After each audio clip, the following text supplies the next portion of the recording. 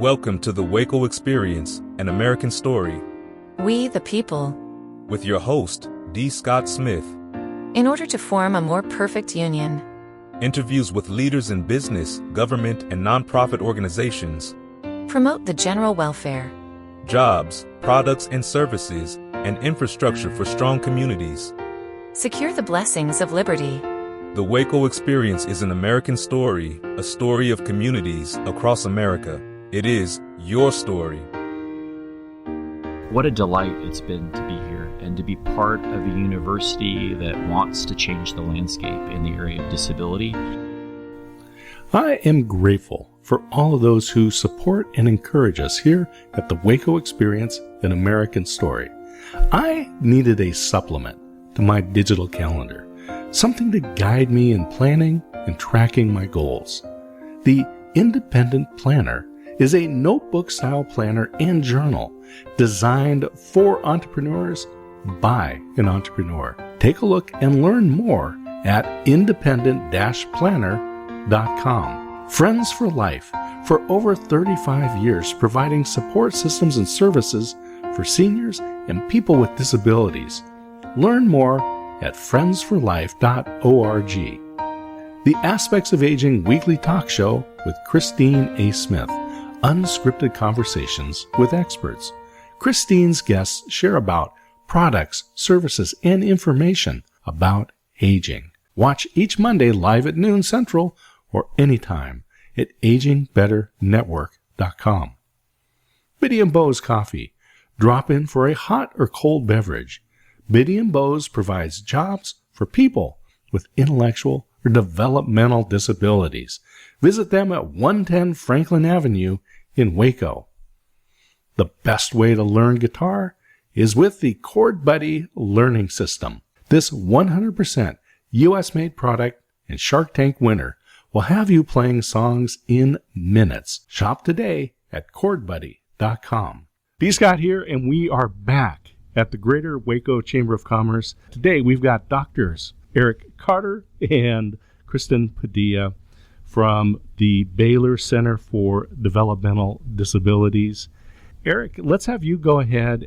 Let's get an introduction first to the center. Go ahead. Tell us about this. Well, yeah, so much to celebrate about the work of the center, but it's a group of faculty and students and staff who really care deeply about the flourishing of people with disabilities and their families. And so our work as a center is to try to do the kinds of research and training and support in the community that really helps all of our communities, schools, workplaces, and others better welcome and include and embrace people with disabilities. So we're really thrilled to do the kind of research that changes the landscape for people with disabilities.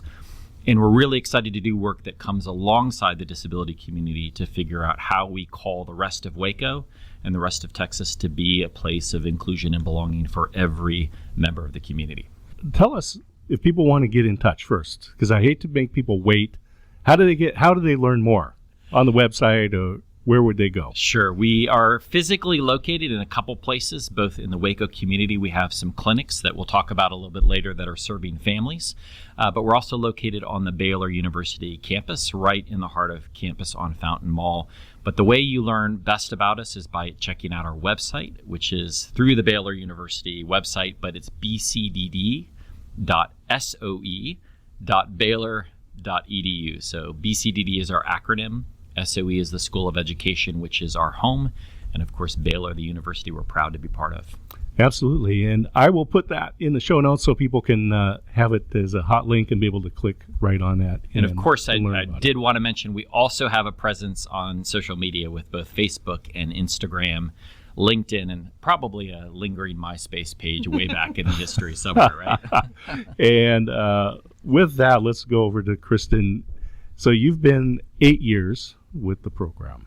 8-ish years, or? I've been at Baylor University since 2012, and I was called to, I came to Baylor in 2012 to actually serve as the coordinator of the Baylor Autism Resource Clinic, which actually is the seed to this larger growing effort for people with disabilities and their families. That was founded by Dr. Julie Ivey, who is a professor in educational psychology. She is now retired, but she started that clinic because at the time in the Central Texas community, there were no resources or services for children with autism or intellectual disabilities here in our local community. It started out as a community service that provided clinical training opportunities for students in school psychology, and from there it just grew. So when I came in 2012, that clinic had been established since 2007, and at that time there were discussions about how we can build an interdisciplinary center on developmental disabilities that reaches across our campus and beyond in our community. And so tell me about the programs and research, Kristen, that are going on. So we have a lot of projects, a lot of programs, a lot of research going on with multiple faculty and students and staff within our center. So we're really excited about the expanding growth at Baylor University. We do have core areas of focus within our center. So we have faith and disability, which we have the Baylor Collaborative on Faith and Disability, which encompasses faculty, staff, students, postdocs from across the university, with a lot of involvement from Truett, social work in the School of Education. Erik is leading out that work along with his colleague, Dr. Jason Lashana. So really excited about that. Education, of course, we are currently housed in the School of Education. That's where the center was birthed. And so we do a lot of work in promoting inclusive practices in educational settings, supporting teachers and families in educational settings, and even working with instructional specialists and principals in making sure that the students with disabilities receive the supports and accommodations that they need in order to thrive in that specific setting. We do a lot of work to support families, English and Spanish-speaking families, providing them resources and trainings on how to support their child with a disability, and once they leave school, how can we support that transition? And we welcomed this year Dr. Deidre Gilley, who will be leading out the transition to adulthood area of the center. There's a lot of, when students with disabilities leave high school, we try to support that transition. So what are their educational opportunities, employment opportunities, independent living opportunities that we can do to help them become thriving young adults in our community. And to accomplish all of this work, we can't do it alone in any one field or discipline. And so a big goal of our work is to work with individuals across disciplines, with people and alongside people with disabilities as well. So we have a growing number of affiliate faculty across the university that we're really excited that are going to really spur a lot of collaborative work in this area. And Erik, I want to ask you a question too, because Kristen mentioned faith.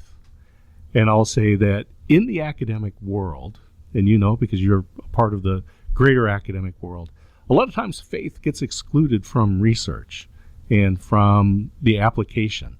Different here at Baylor. Absolutely. So tell me about integrating faith with the research and how you work with the families and the individuals. Yeah, absolutely. A place like Baylor cares deeply about our Christian faith, and that faith permeating the work that we do as scholars, as teachers, as advocates in all areas of life. So it was one of the main reasons I actually came from a different university in Nashville to Baylor, was because of that core mission and because it provided a place for us to really park innovative and impactful work in this intersection of faith and disability. I think it plays out in a few ways. One of the things that, as a center that cares about the flourishing of people with disabilities, it's really hard to talk about flourishing and ignore the spiritual lives of people with disabilities and their families. And yet so many families who are impacted by disability struggle to find a congregation, a faith community that would welcome their family. And so part of the work we do is trying to help local churches around the country adopt a commitment to inclusion, but also to understand what it looks like to really welcome and weave these families into what they do every day. So that commitment to faith plays out in actually helping people thrive in their faith as well. As people of faith, we see people with disabilities in fundamentally different ways than maybe others in our culture do. We see them as beautiful, as good, as image bearers, as fearfully and wonderfully made. And so to call the rest of our culture to see people as indispensable to the thriving of the community is at part and parcel of what we do as a center. So I think one of the things that's really unique at Baylor is that we, unlike any other center in the country that does research, is we're really focusing on how do we help faith communities value and welcome and embrace people with disabilities and their families, and really commit to ministry with and by people with disabilities as well. This is one of the opportunities I had at Biddy & Bowes. Biddy & Bowes is a coffee shop here in town, and they do provide jobs for people with disabilities. One of the moments that I remember is talking with Jimmy. He's one of the shift leads there, and he says, "Just treat us like people." Mm-hmm. And this is what I'm hearing is that you're helping create opportunities for faith communities, for schools, for the workplace, for different areas in life to be able to treat people like people. Yeah, our starting point is that, like anyone else, people with disabilities have gifts and passions and faith and friendship and contributions that need to be received in our communities. It's no different than anyone else. The challenge is there's so many barriers of attitude and architecture and awareness and so many other things that stand in the way of communities receiving those gifts and those contributions. I think that's the heart of what the center is trying to do, is how do we create the awareness and the resources and the training and the research that can guide communities to widen that welcome so that, every person has a valued place in the community. And this is not some other group of our segment of our community we're talking about. 1 in 5 members of any community experiences disability. If you go to our local schools, 1 in 6, 1 in 7 kids in our local schools has a disability. And as we get older, as the 3 of us are, or at least 2 of the 3 of us are, right, half of all seniors experience disability in some way. So this is about helping the entire community, every member of the body, as we say, have opportunities and supports needed to live good, flourishing life in community with others. And Kristen, let's talk about how society has changed over the time. You've been involved with the center for a while. You've been living in this world for a while. We had things many years ago that were legislative passed, the Americans with Disabilities Act, and that provided some infrastructure. But let's talk about attitudes. We have had a huge shift in attitudes, but it's going to take work that from people like us who are passionate about this and partnering with people with disabilities and having more inclusive opportunities for individuals with disabilities and their families to shift and continue to shift that attitude.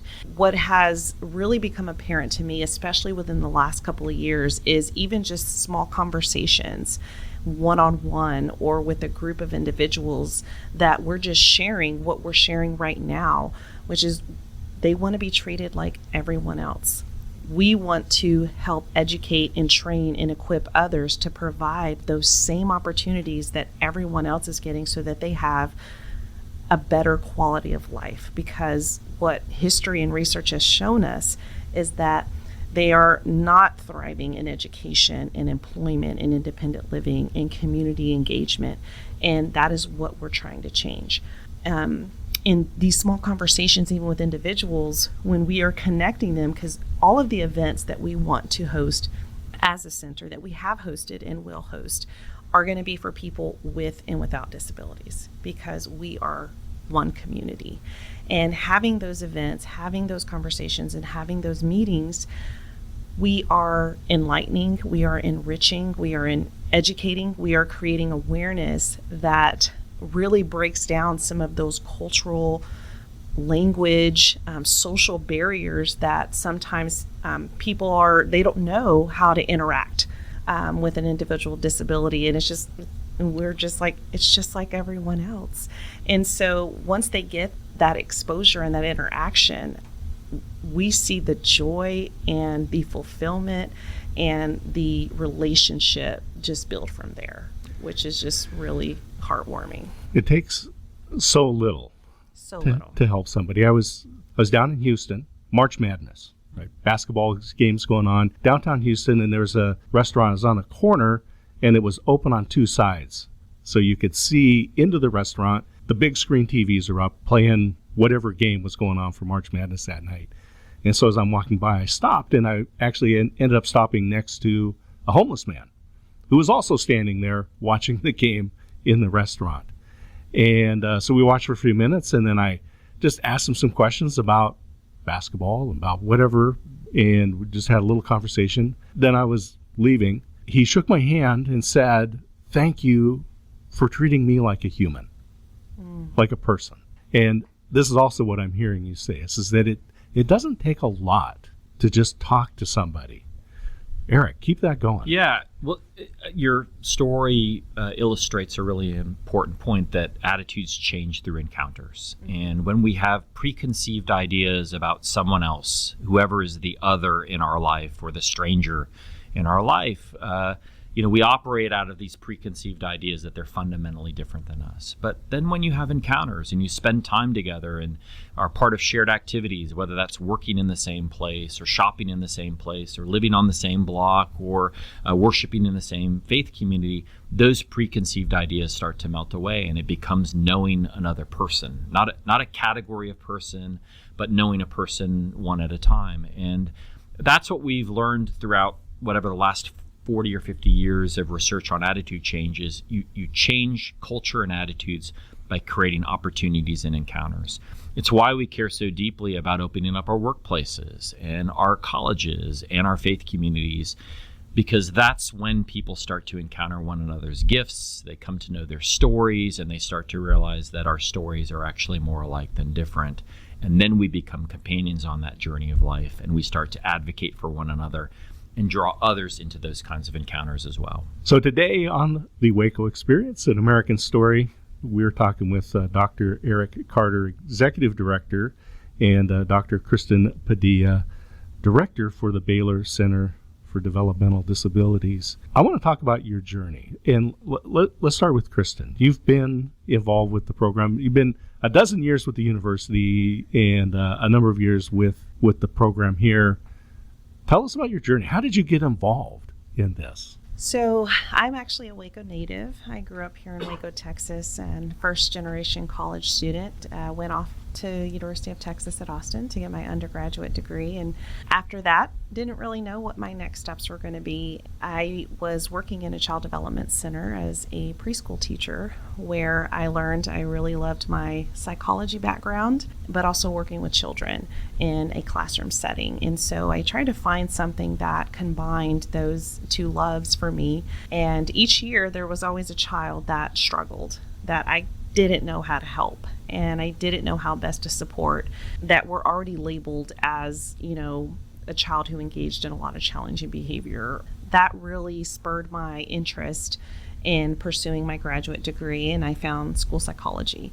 And actually, when the Baylor Autism Resource Clinic started in 2007, Dr. Julie Ivey was my professor, and I ran social skills groups in the Autism Resource Clinic that I later then became the coordinator for. And so after I graduated Baylor, and I went to work in Waco ISD as a school psychologist, where we conducted evaluations to determine eligibility for students in special education. I did behavior consultation with teachers. We did counseling, and as part of our job, we were assigned specific classrooms throughout the classrooms throughout the district. And I was assigned to one that primarily had individuals with higher support needs and identified as children having autism or intellectual and developmental disabilities. I was called to that classroom a lot and tried my best to provide support to the teachers, work with the students individually. And so I got a lot of experience in identifying where the gaps are as far as even teacher training and preparation to best support them in the classroom setting. How there was such a big need even for general education teachers who work with individuals with disabilities and how to support them and educate them on, one, what is legally required by law, but also what are ways to help students thrive in an educational setting. How could we give them the opportunities that every other student has when there is, art classes and music and special events that go on, within the campus and the district. After my years in WACO ISD, there was an opportunity to come coordinate the autism clinic. And I thought I was only going to be here for a few years because at the time it was that specific job was donor funded. And so it was anticipated that, it may run out. But the Lord did provide in many, many ways. But it's exciting that I was a student when the seed was first planted. And then to be able to come back and be here when the center was first established and serving in a different role where I'm supervising and training students and working alongside faculty who are conducting research, all the while we get to provide a service to the community. And still at that time in 2012, there wasn't many services, even a lot of faculty at Baylor University doing research in the area of disability beyond, our department and school. And so it's been exciting to see that growth exponentially within the last few years, but especially over the last 10 years. And that's my journey in serving as the coordinator of that clinic. And then 2 years later, serving as the director and really helping to speak into and be a part of the growing research and programs and clinical training of our students, that all the while we get to help families and individuals with disabilities thrive in their communities. And Erik, you came here from Tennessee most recently. Most recently, yeah. Just a couple years ago, I had been working at Vanderbilt University in a center on developmental disabilities there, but desiring really to begin to do much deeper work in this area of faith and disability, and wondering what would be a place to park that work that would be animated by it and supportive of it. And as I was leaving Vanderbilt, ended up discovering that Baylor also was catching a vision for this work, that while Kristen's growth of the center over the prior 8 years had begun to elevate attention to disability, the opportunity for me to join in that work and help shape the next season emerged. So it was unexpected for me. I didn't anticipate I would be in WACO. What a delight it's been to be here and to be part of a university that wants to change the landscape in the area of disability, to be part of a community where so many people care deeply about creating communities where everyone belongs, and to see the movements in this community in the areas of employment, in the areas of housing, in the areas of transportation and schooling. It feels like something's happening in WACO around disability. So to come at just that time, joining a center that had such already a rich history and have a role in charting the next direction, I couldn't resist that opportunity. And of course, to work alongside Kristen, who had already developed so much of the foundations of the work. It was an easy yes when the invitation came. I want to talk about the future.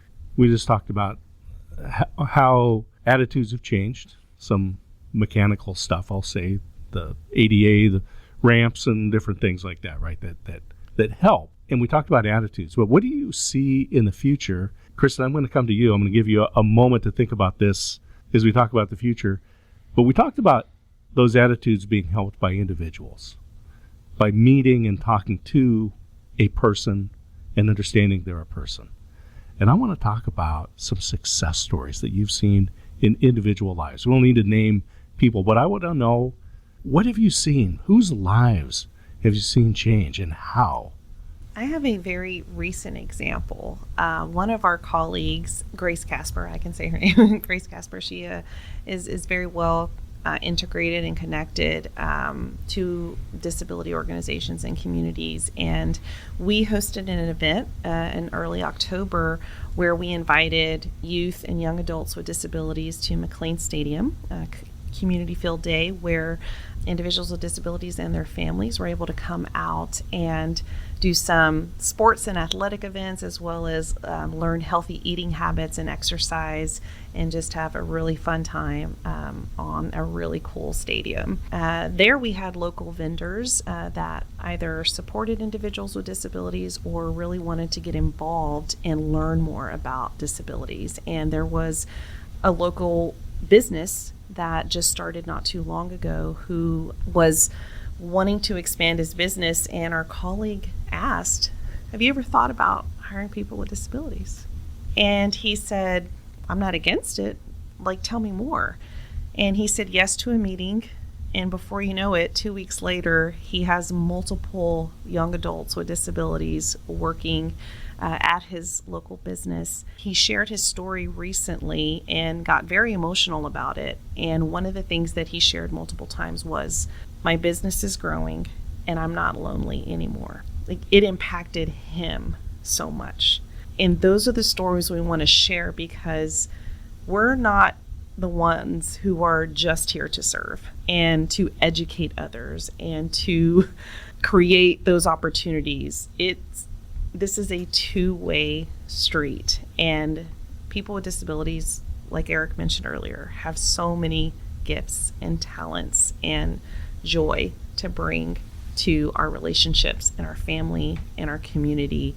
And that is just one very impactful story that just benefited so many people. I love that. I love that. And Erik, as we wind down, tell us about the future. Yeah. Attitudes have changed, definitely, but there is a long way to go before we've arrived to this vision of communities where people with disabilities and their families have the supports and opportunities and invitations needed to thrive in all areas of their life. We're really excited about the future of the center as an entity that can call Baylor to invest more deeply in this work around changing the landscape. We envision Baylor becoming a global leader in research and leadership training around disability. We've got some exciting new programs that we're exploring that we think will push us in that direction in meaningful ways. But we also see continuing to invest more deeply in the Waco and Texas community. So you'll see in the future more workshops and trainings and more storytelling about the difference it makes in the lives, not only of people with disabilities, but in communities as a whole.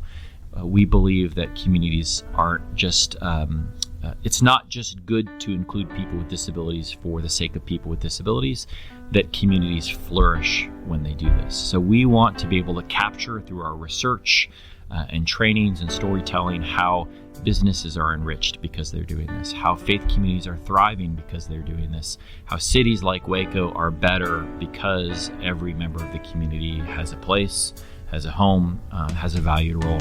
So that's the role we're envisioning for Baylor, is to just continue to accelerate what's already happening, but so that we can look back and not talk about a few stories, but talking about this as being just an unremarkable story, that communities are inclusive, that people belong, that we're flourishing together.